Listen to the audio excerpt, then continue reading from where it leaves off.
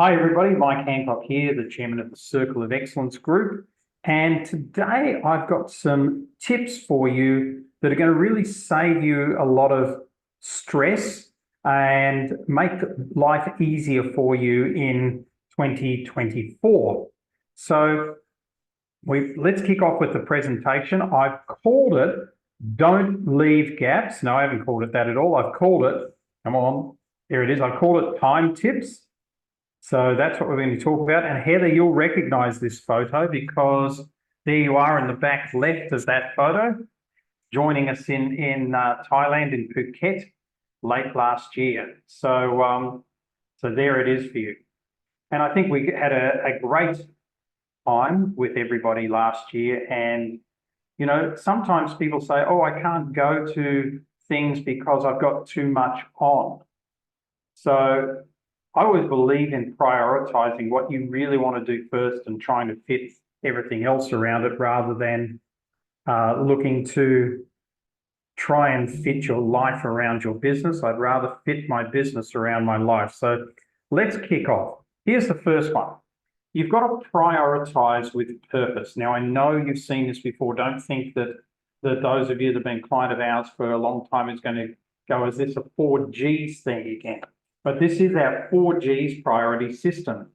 It's not a time management system. This is a way of life. And a little bit of background to it, and then I'll encapsulate it for you. And then if you want to dig deeper, you can outside of this call. But back in 2015, Lundy and I had to go to 40 different countries around the world.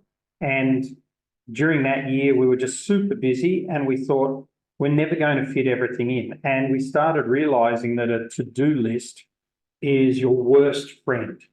In fact, we've gone on a war against to-do lists since then because to-do lists just set you up for failure. Every day, you never achieve everything on your to-do list. So every day you fail. So after you've done that for a week, you've had a week of failures, a month of failures, a year of failures. You get into the habit of failing and you get into the habit of thinking that's okay. It's not okay. So we had to come up with something entirely different than that. Thanks, Susie. It is true. And it's not designed to replace the to-do list, more as to give you a way of life. And so we said, what are the 4 things that businesses really want to do? And we said, well, there's things you have to get. And normally that's sales, right? Normally that's money. Normally that's revenue. Then there are things that you groom. That's generally relationships with your clients, with your staff, with your suppliers, with your partners. Then there's things that you want to grow, and you obviously want to grow your business. And there's lots of things there, lots of tools to grow your business. And then fourthly, those gold things, the big ticket items you really want to do. Launch a new course, write a book, create a film, whatever it may be. And so what we realized then is that most people spend most of their time in number 3, growing their business. So what are some of the things that fit in there? Well, social media is a big one. Just simply marketing, website updates, administration, sending out invoices, research and development, training, etc., etc., etc. So that's where most people spend 80% of their time. Whereas where the money is made in business is from literally sitting with clients, potential clients, and pitching them, and also grooming relationships, creating better relationships with your staff, with your suppliers, with your potential customers, with partners, and even with your family as well. The gold things like writing your book, like creating that big new course or some super duper product that you've wanted to create. Often we do those in just the most ridiculous times, like Monday morning, we're there writing our book, whereas Monday morning we should be doing something else. So what we did is that we started spending 80% of our week on getting and grooming. Then that left us with 20% of our week to grow and go for gold. So we chose another avenue. We said, look at all those tasks that are in the grow area: social media, administration, marketing, etc. And what we decided to do is we decided to outsource all of those. So what does that mean? Well, it means that somebody else does them, not Mike and Landy, for as much as is entirely possible. So that way, in the 4 days a week that we actively work, Monday, Tuesday, Wednesday, Thursday, we're really doing nothing but get and grooms. So that's prioritizing with purpose. So if you want to manage your time better, if you want to spend less time doing things, then start focusing your week on the things that really matter. Outsource the things that don't matter. Some things you can outsource to people in your team. Chris does our marketing for us. Other things, our social media is outsourced. Our administration's outsourced. So there's very few things that sit in there now that we do. So a lot of that is really outsourced. So I'm not saying we're perfect, but what I'm saying is that for all of the checks and balances I do, I went from back in 2015, spending 46% of my time online in the area of design to spending nearly 80% of my time online on calls for some benefit or purpose, grooming or getting business. So this is a grooming call, okay? You're all clients of ours, so I'm building a relationship with you by delivering value to you. So this is a grooming call. So we outsource number 3, and on Fridays we do our gold things. Now, it doesn't always work out like that, but if you can do this 80% of the time, 80% this way, you're going to get a lot of time back. And providing you don't spend that time watching Netflix and you put it into getting and grooming and better quality ideas and refining things and getting better quality staff or people to help you, increasing your prices and doing all that stuff, you will have simply a much better business. So that's the first thing I want to share with you. If you have any questions at any stage, just stop me, just put them in the chat, even just put Q in the chat and I'll see it, and then we can stop and have a question, because I can't see all of your faces on screen at the moment if you do put up your hand. But I wanted to move from the bigger sense of purpose in prioritization to more of a manageable micro situation. So this is macro. Now I want to move into micro. For those of you that are Circle of Excellence members, the 4G system is in module 6 and of the Circle of Excellence program. So you'll see that once you get into module 6. And I'd really suggest that unless you've been around a long time and this is so old news to you that you simply don't understand it anymore, that essentially what you should do is you should really prioritize getting to understand the 4Gs. Work with it again and again and again, watch the video again and again, because if you do that, you'll basically find that you really start to actually use it and really understand it. A lot of people, when they see it for the first time, they go, that's so simple. And then they go, oh, but how does it work? And then they sit there and they try and work it out.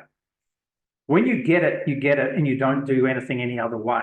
So when we look at something, if we get a new task on, the first thing I think is, who else can do this? Do I really need to do this? And then I think, oh, is it a groom task? Yeah, I probably should do it. Is it a get task? I definitely should do it. Is it a grow task? I probably shouldn't do it. So who else can do that? And then don't ignore your goals, because if you ignore your goals all of the time, then you're probably going to go, oh, work is hard. Whereas the goals are the things that give you fun. They're the dreaming ideas.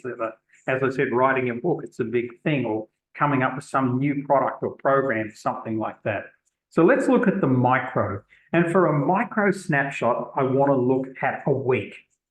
So I call this sort of effective planning from a week's point of view. Now, the first thing you should do here is put in the red into your week.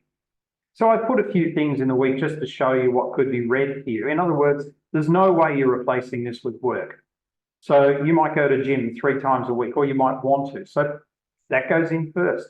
Monday, Wednesday, Friday, there it is, you're at the gym.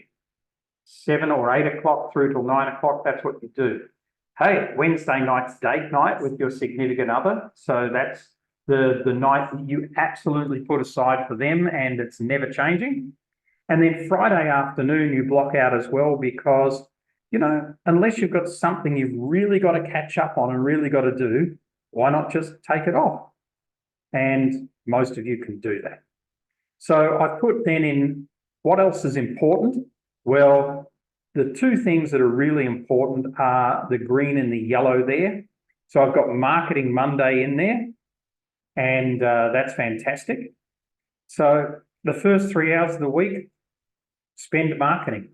If you're spending your first 3 hours marketing, then you're really moving ahead. And I learned that from actually somebody we went and stayed at their house just recently in Australia.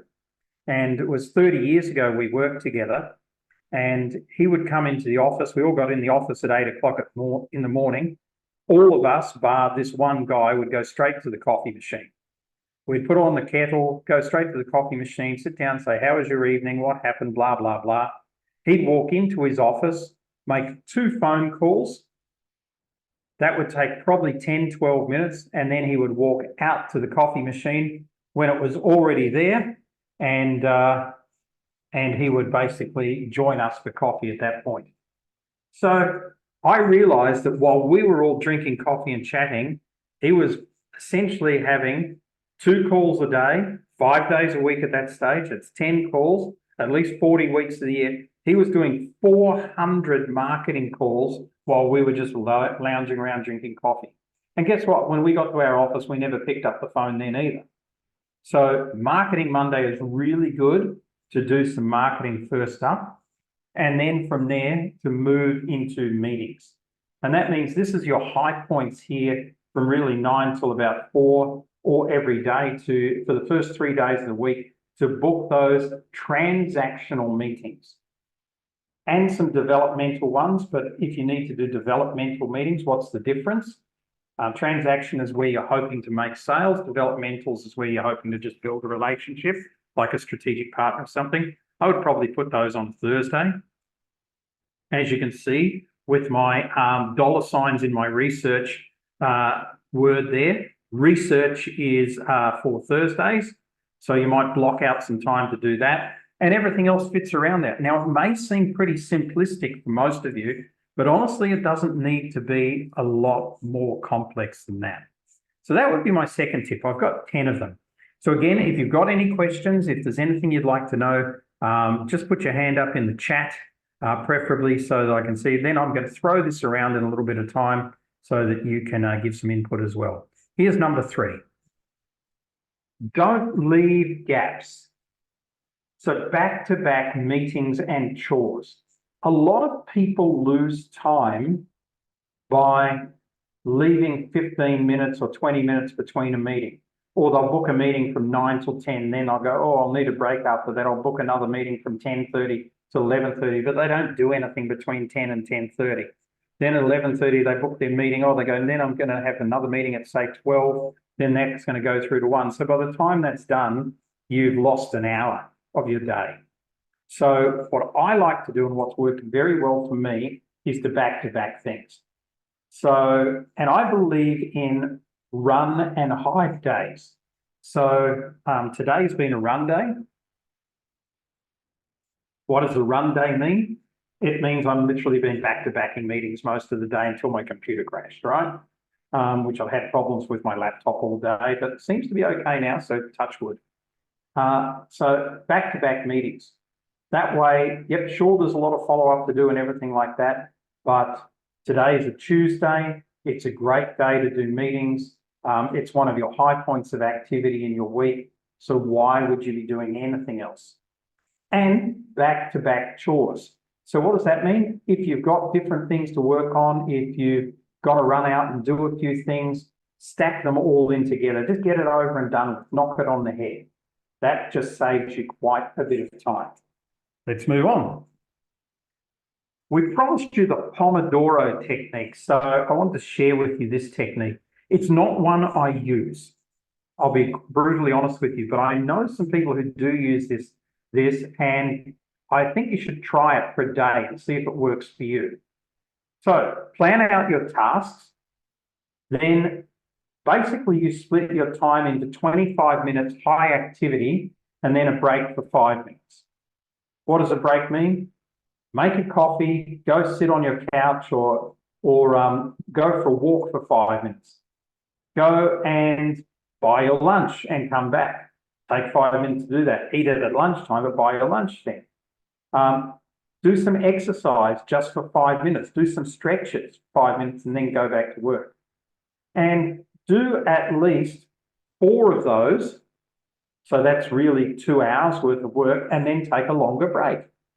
So if you're working from 8 in the morning till 10, have say 3 mini breaks, and then take a longer break, say from 10 till 10:30, where you literally relax, maybe watch an episode of your favorite show on Netflix. That's 40 minutes, doesn't matter. Come back, do 4 more Pomodoros, then go for a walk at lunchtime with your lunch. So this is a concept that each of you could use. If it suits you to use, you'll get a lot done. I'm going to share some fascinating statistics with you that are very, very new statistics very soon. I think you'll be blown away. Even I am coming to grips with one of these statistics. I don't believe it, but I'm still going to share it with you because of the source. So we'll get to that in a minute. Do not multitask. Lundy is an absolute wizard at this. She does not multitask at all. It says here, multitaskers experience a 40% drop in productivity across the board. They take 50% longer to accomplish a single task and make up to 50% more errors than somebody who doesn't multitask. I love this. Heavy multitasking can temporarily lower IQ up to 15 points, and it's 3 times more effective than smoking cannabis at lowering IQ. How's that for a bit of fun, right? So if you are a chronic multitasker, I'm guilty, try and stop being a multitasker. As I said, Lundy does not multitask. She is very much single task. She'll pick something up, she'll work on it all day and she'll finish it. The next day, she'll pick something up, work on it all day and she'll finish it. And because of that, she seems to get a lot of stuff done. Let's have a look at the questions now. So we've got a guilty person. Philippe's got a Pomodoro app. You are a legend, Philippe, that allows you to track time and projects. That will be very useful, I think, for some people. Chris, you're a guilty person at multitasking. That's probably because I make you multitask very much. And Heather says, me too. But if we can take something out of this, because, a lot of you are running to-do lists. I'm not guilty of that anymore. I occasionally write a to-do list, but I'm really not guilty of to-do lists anymore. I used to be like Mr. To-do List back in 2015.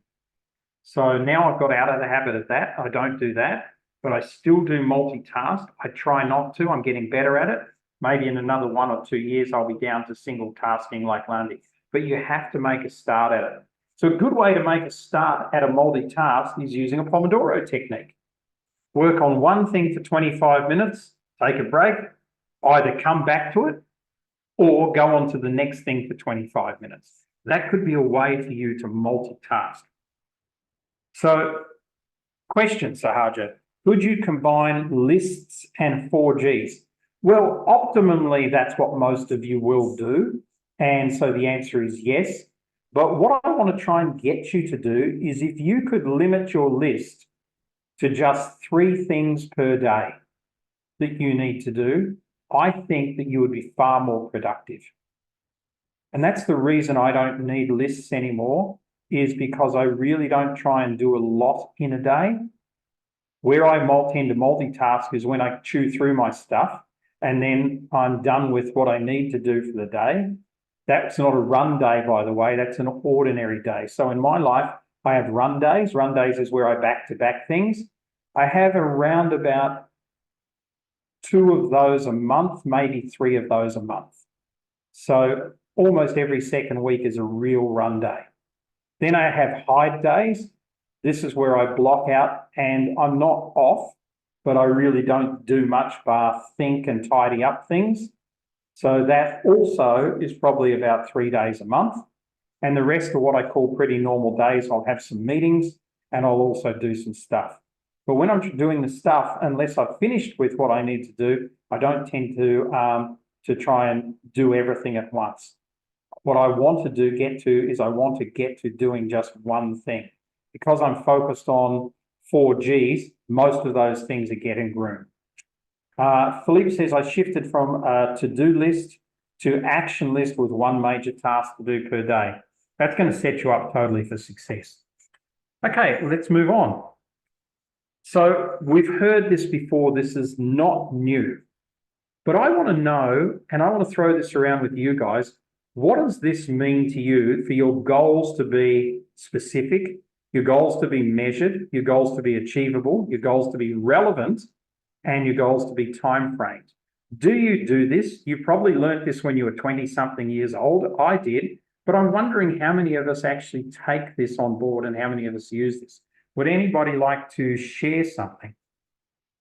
Let me just stop the share and let's have a look at my screen here and say, any of you like to share what you're doing at the moment? Do you actually do this?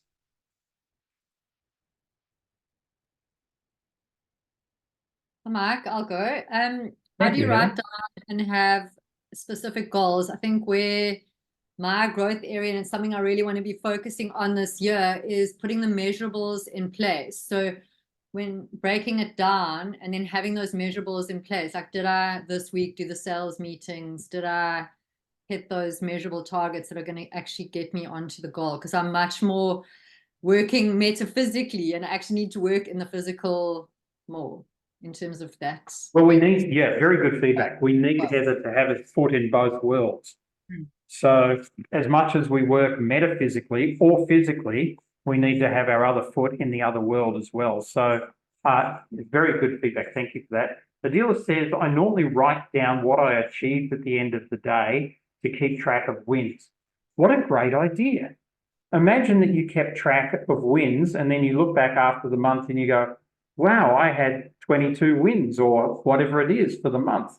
And you may have more than one win a day. Maybe a sale is a win. Maybe getting a new partner on board is a win. Maybe completing that website project you've had going on forever is a win. So let's come back to specific, measurable, achievable, realistic, and time framed. Who here feels that they're not time framing their objectives at the moment? Any of you? Thanks, Dave. And do you also feel that, have you got measurable goals? Are they written down? Hey, Mike. Hey, Dave. Hello. Funny enough, I use SMART goals in my crisis management stuff. So I'm teaching it all the time. And I realized over summer that I'm not implementing it outside of what I teach people. And yeah, so I've just been working on that in over the last couple of weeks about refocusing on SMART measurable goals with timeframes. Yeah, very good. Well done. And I think it's really good for all of us to have something that's measurable, because if we can't measure them, then what are they good for? How do you know when you've got them? And also to have these written down as well. We've just finished finally the action plan for us for this year, and it's written down on that by hand at the moment. It's about to be committed to a document. But it's funny, we have a friend, Dr. Gustav Haus. He's been a guest on this particular webinar a couple of times, I think, over the last 5 years. And Gustav really teaches people about, he's a traditional life coach, life strategy person. I said this to him and he said, oh my goodness, that's so good. Can I use it with my class? I said, yeah, absolutely. Please feel free. But I always say to people, do you have a will? And most people have a will. And I say, why do you have a written down plan for your death and you don't have a written down plan for your life? And most of us don't have a written down plan for our life. So getting some SMART goals might be a good starting point for that. Let's jump back into the presentation. We'll come back to some more questions a little bit later on. So we want to make sure that they're achievable. We want to make sure that they're relevant. So many of us set particular goals and things we want to achieve that aren't necessarily relevant to our overall business objective or whatever. Thanks, Philippe, for that comment. Here's our next tip, tip 6. Delegate all your grow areas and focus on get and groom. If I can give you one secret to the fact that Mike and Lundy are able to travel as we do, seem to be fairly relaxed, although that's not always the case for Mike. Lundy's always very relaxed. So I won't lead you down astray and say I'm always very relaxed. I have my moments. But I think the real thing is anything that is not revolving around relationships in our business, that is not involving around getting sales in our business, and is not involved in strategic direction of our business, we try and find somebody else to do it. Sometimes they're contractors. I'm having our websites rebuilt at the moment. Contractors. Sometimes they're staff. Chris does all our marketing for us, for example.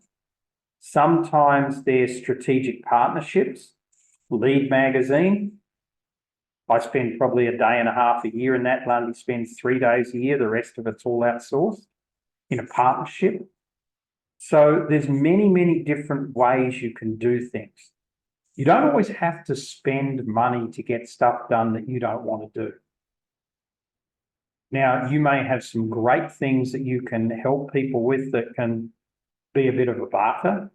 You may have somebody who simply just wants to do things for you, and never underestimate that as well. If you're out there talking about what you do with some passion, then chances are some people will want to get involved with you. I've had all sorts of people over the years do all sorts of things and not accept money for it at all.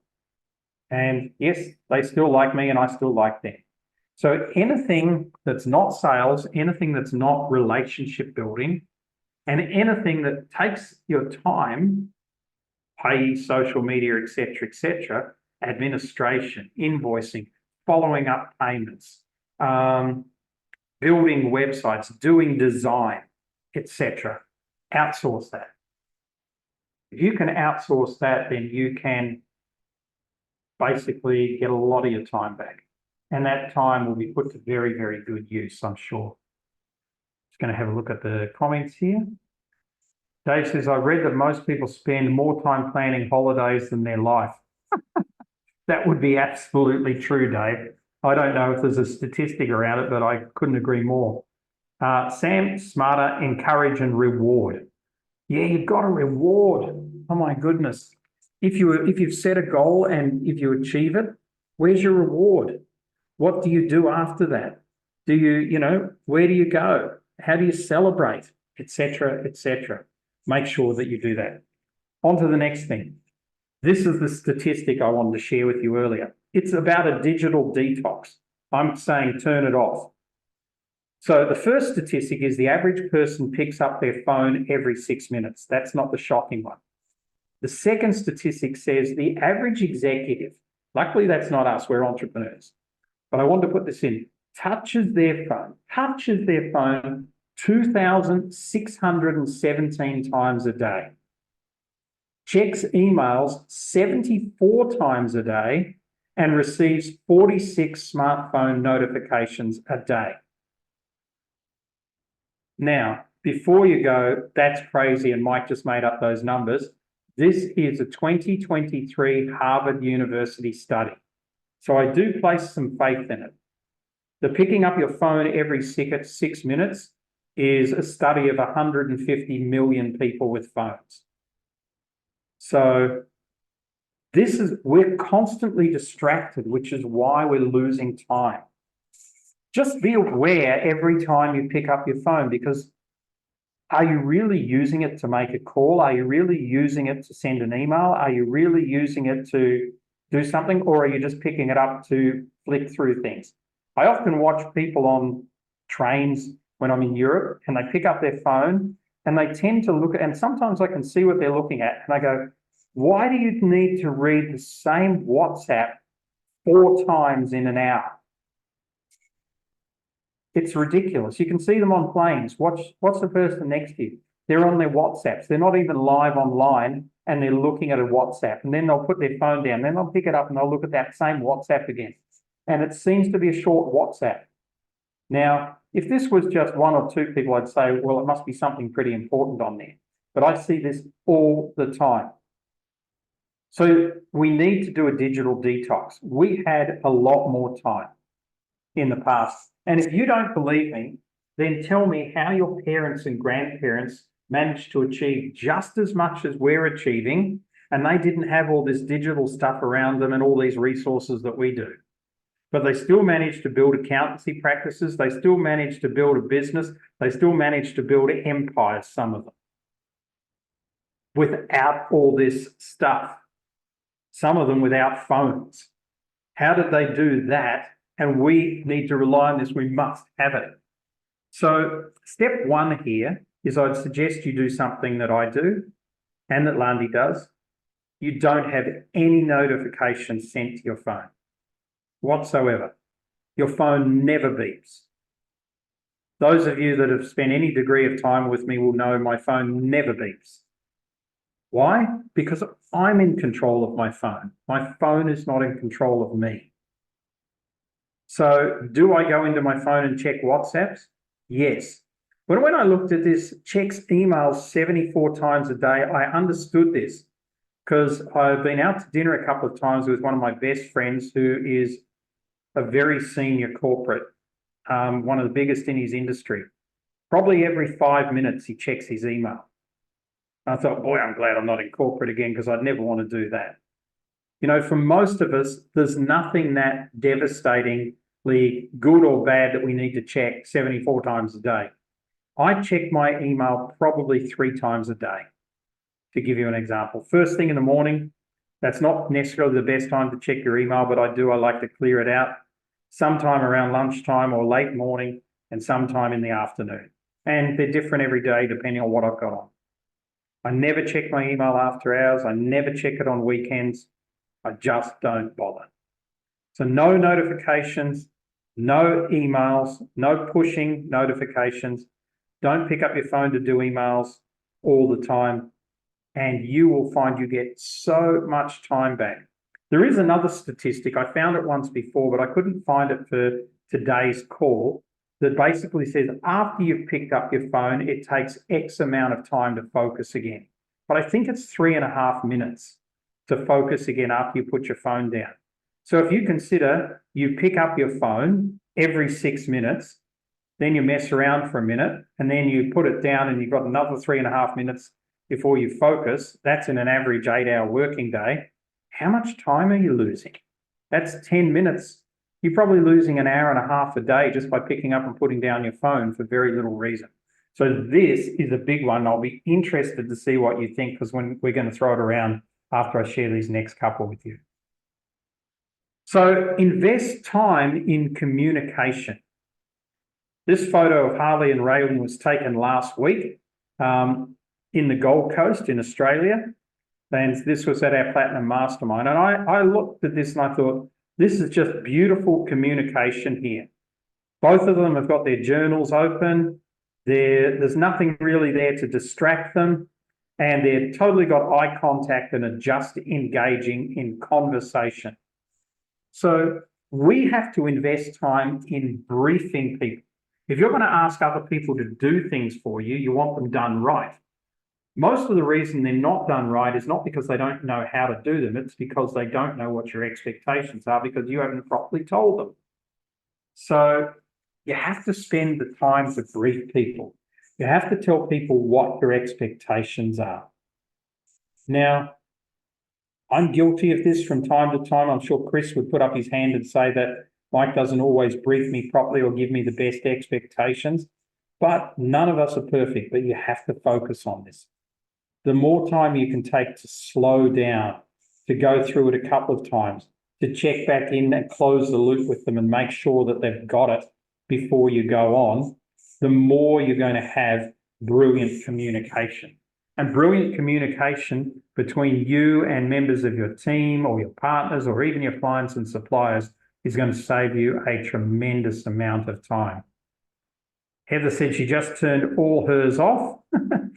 I don't have any notifications on my laptop. So far to say, Shazar, that, and lovely to see you here, Shazar, so far to say that it's been so long since I've had a notification sent to my laptop, I forgot they even did them.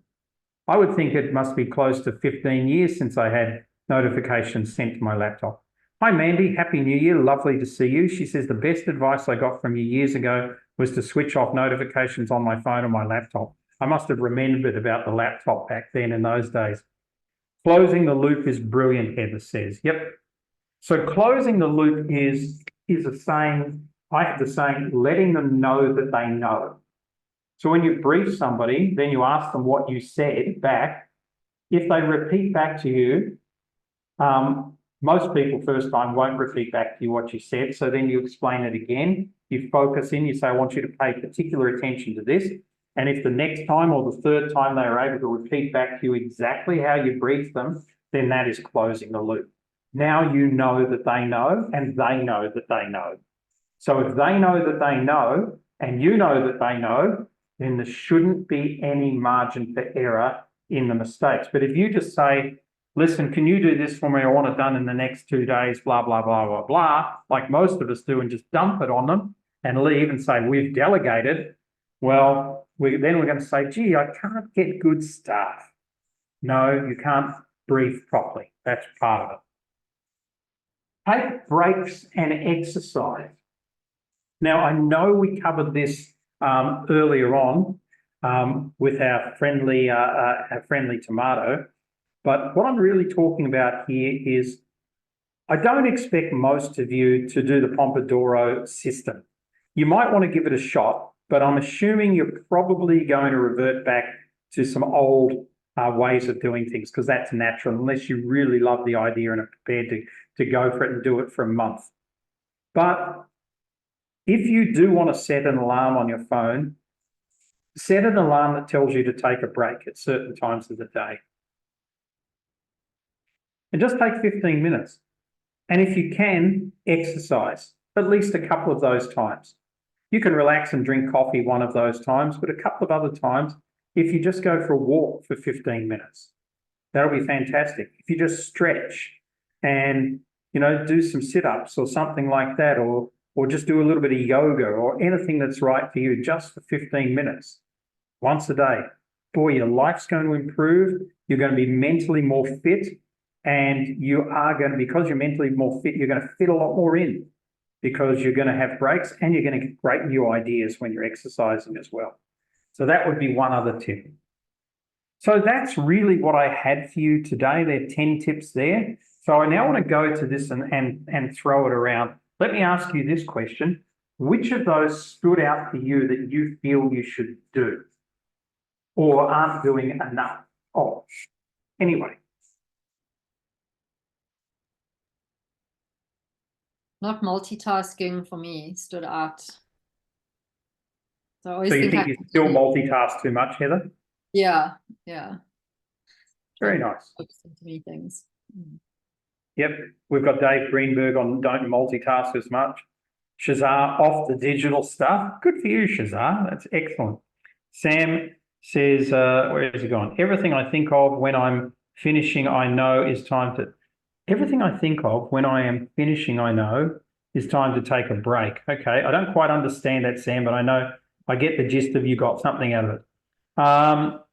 Philippe, I need to increase my time on grooming. Very, very good.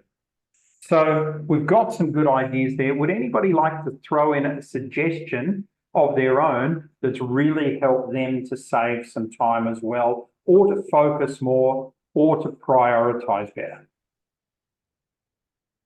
Susie says, turning all my notifications off. explain multitasking versus serial tasking. Okay, so I think, Sam, multitasking for me is very much having